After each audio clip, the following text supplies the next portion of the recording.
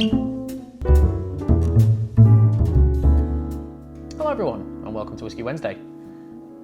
We have waited, it has arrived, after numerous chat on forums and groups, a lot of anger.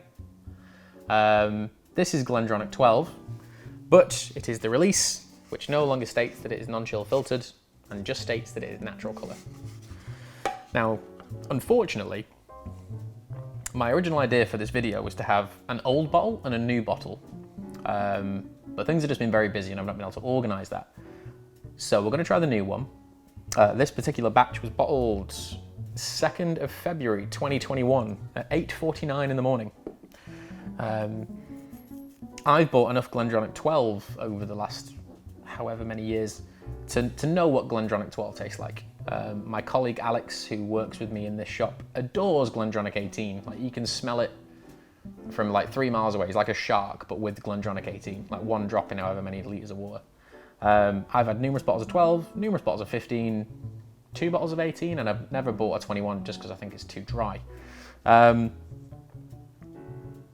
have tried this previously, so I know what I'm going to talk about and I know what I'm going to say. I understand why people are angry.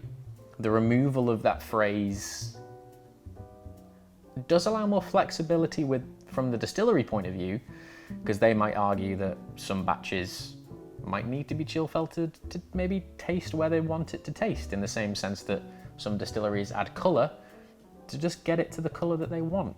Because as much as a big business as it is a personal decision as well. But it's been such a stalwart brand for transparency for numerous years, and this particular shop where I work in Manchester, we've been open for 8 years in this location. I've worked here for 7 of them. I'm pretty sure at some point Glendronach owe the staff of this shop and numerous others money, just because of the amount of love that picked up for it over time. Trying the 12, 15, 18s, 21s, the single casks, which have always been like exceptional. We'll get onto something at the end, which is quite an interesting perception of this, and from a perspective which I have quite a unique one on. But let's smell it, let's taste it. Is it Glendronach that we all know? Because even though it doesn't state that it's non-chill filtered, it is natural colour, still stated. It is 43%, still stated.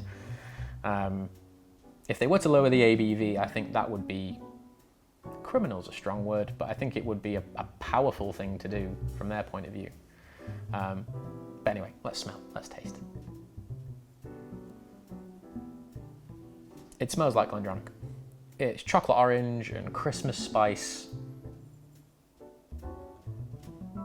Like the chocolate orange in particular was always more present on these bottles than it was on like 15. Like the 15 was always like more cherry, like stone fruits.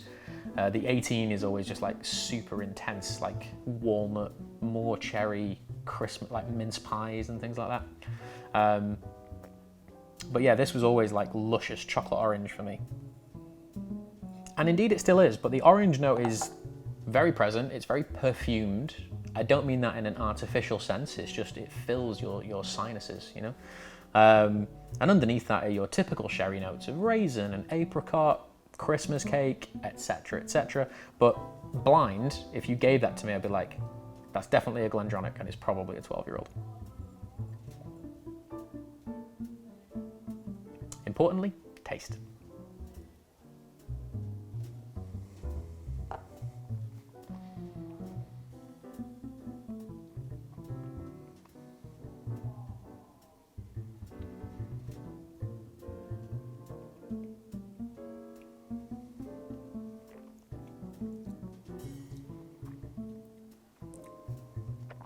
Yeah, I mean, it's got a thickness to it. It tastes quite oily. The finish is long for a 12-year-old. I'll talk about the finish more as I kind of talk through it, because that was quite quick to judge on my part then. The interesting bit of info that I have from quite a unique perspective, and I can't name names because A, I don't know them, and B, this is a story which will probably make you cry or laugh, or maybe both. A colleague of mine was in a bar. He's very trustworthy. I would trust him with so many things. and I trust his opinion on whiskies too. He overheard someone talking who works for the company that owns this, and heard them say that all of this non-chill filter thing is just the marketing team, and they've got it wrong.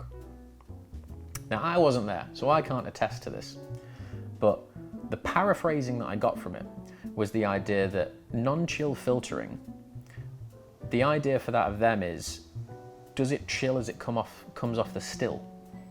And technically, yes, it does, because you have to chill a gas to create a liquid. Science. So for the American marketing team, they viewed that as the whiskey chilling. Does it go through a filtration system? Technically, yes. They're all barrier filtered, paper filtered, classic Glendronach, like Billy Walker era Glendronach.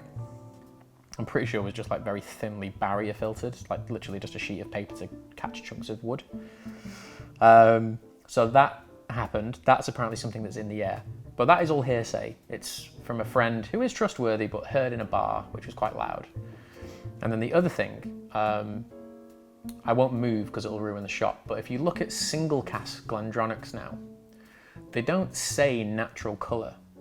They say cask imparted colour, which leads me again back to this conversation a friend of mine overheard in a bar, where the American marketing team have said that, does it get its colour from the cask?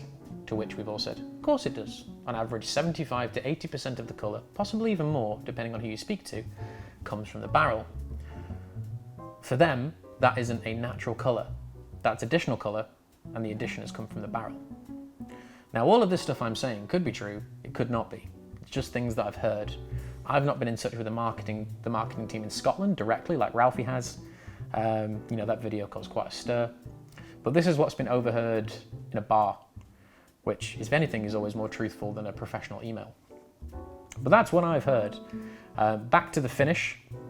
The finish is still quite long. It's still with me. It's turning slightly caramelly and a bit toffeed. It did last for quite a long time. In that little diatribe I did there, I could still taste it. I could still feel like the cinnamon and the nutmeg and the Christmassy stuff and like milk chocolate and orange oil. It's still a lovely whiskey.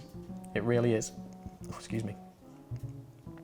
I think the only real way to test this kind of stuff is going to be chemically.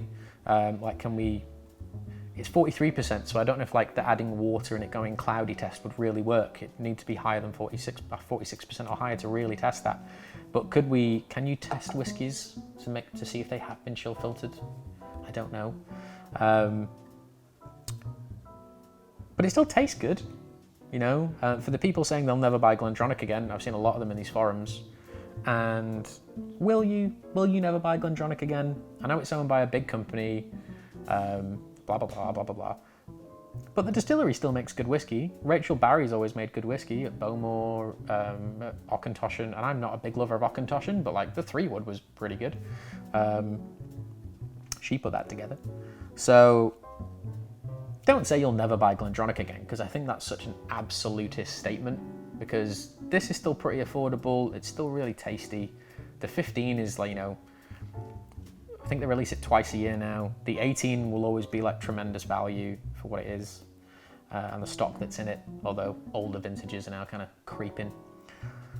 But I still think it's good. I'd still give that like a solid 8. I think it's really good whiskey for the money. But I see where everyone's coming from, and the removal of that non-chill filtered statement does begin to give you a fracture in the trust within a brand. So I totally understand that. I really do. I think I'm going to face that question a lot in store, just in my day job. But we'll deal with it. But I'm going to give it an 8. I've never reviewed Glendronach 12, ever.